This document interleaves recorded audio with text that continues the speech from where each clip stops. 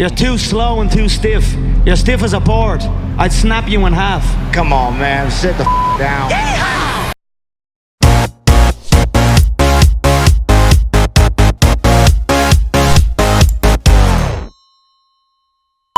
Welcome to the Fight World, your home for fighting information and combat analysis.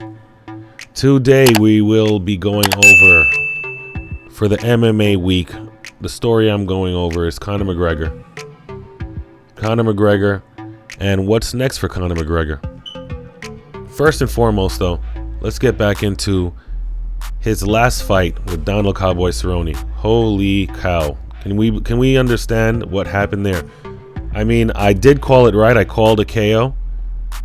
I believe I called a late KO because I did not think he would run through Donald, you know, like a freight train. I thought Donald would be ready for that fight. I thought he would be, you know, this is the fight of a lifetime. This is what he's been waiting for his whole career.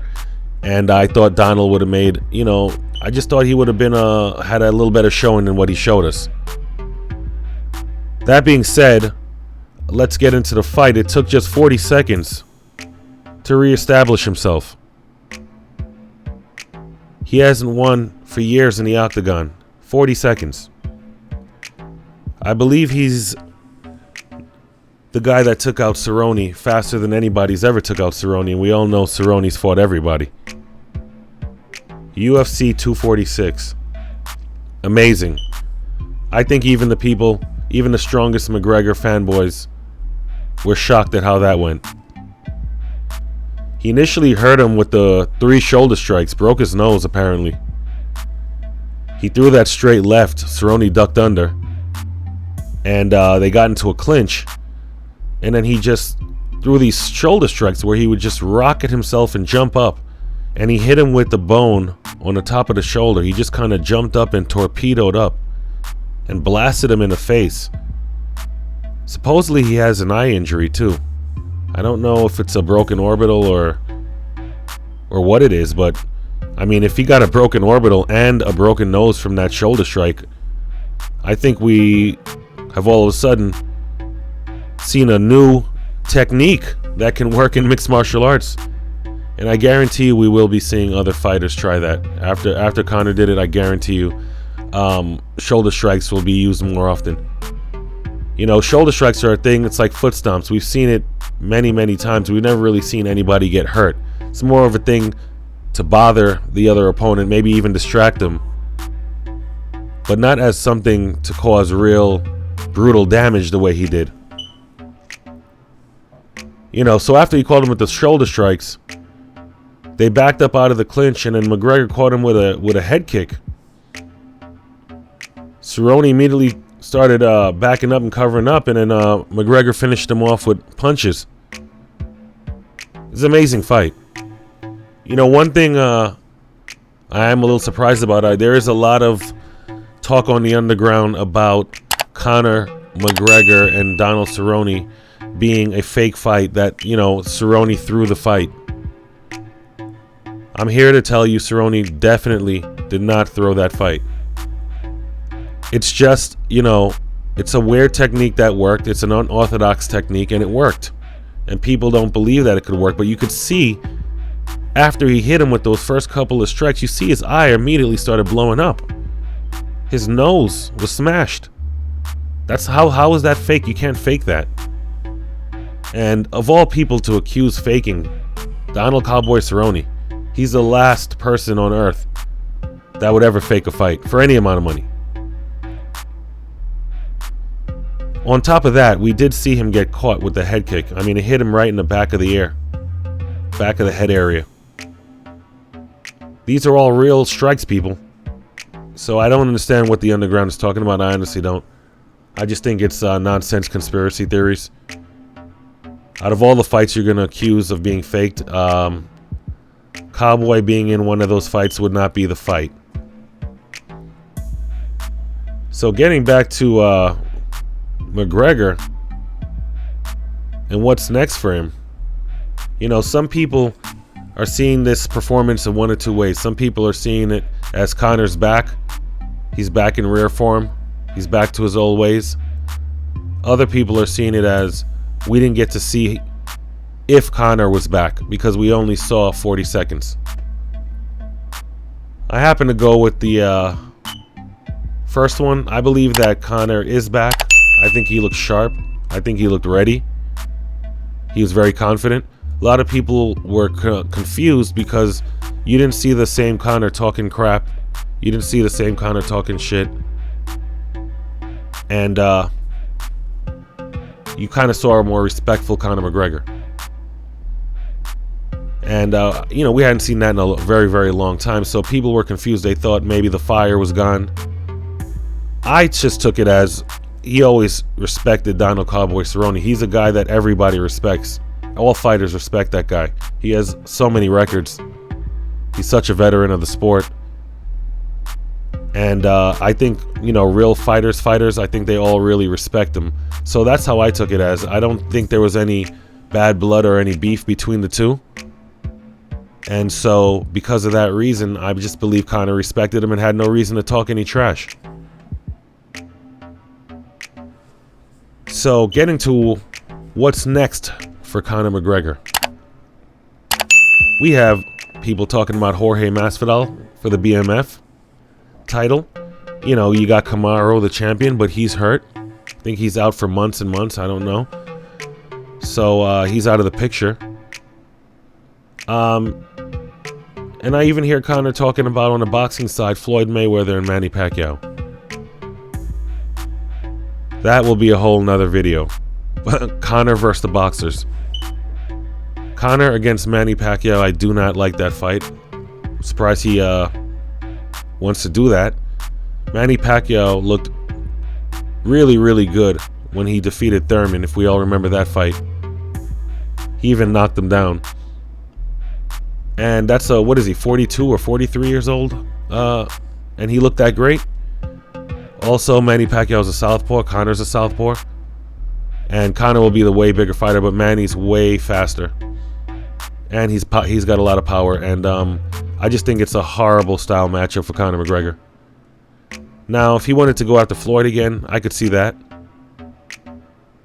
Way less danger of him getting knocked out versus Floyd Mayweather in a boxing ring than Manny Pacquiao. Also, you know, Floyd, I'm sure he can get more money with Floyd. So, I'm surprised to hear him call out Manny Pacquiao. If you look at Floyd's Twitter, he posted 2020 him against Conor and him against Khabib. I don't know what that's about. So, something's a brewing back there. Dana's supposed to be talking to Floyd behind the scenes.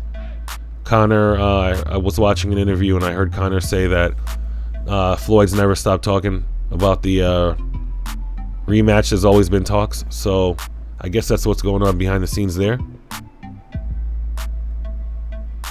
You know, with the Khabib rematch, Khabib's got to get through Tony. And that's a hell of a fight. Video coming up on that. That would be a hell of a fight. Khabib versus Tony. I think Tony may give Khabib his best fight yet. May even defeat him. I don't know. I have to really examine and think about that one. But Khabib's fighting Tony, I believe, in April.